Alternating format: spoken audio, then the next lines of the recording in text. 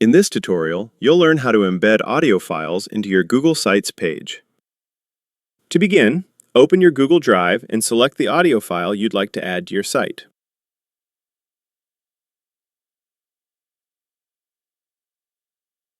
Download the file to prepare it for sharing. Next, set your audio file sharing to anyone with the link to ensure visitors can access it.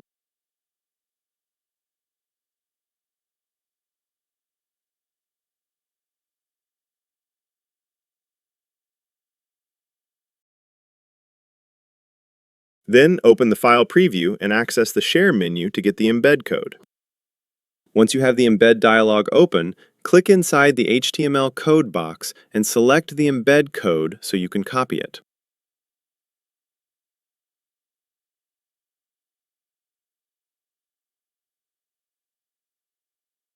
Now, switch back to the Google Sites editor and choose the Embed option from the sidebar.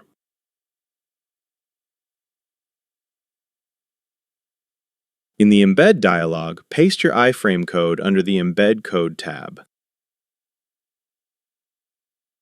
With the code in place, use the Next button and then select Insert to add your audio player directly onto your site page.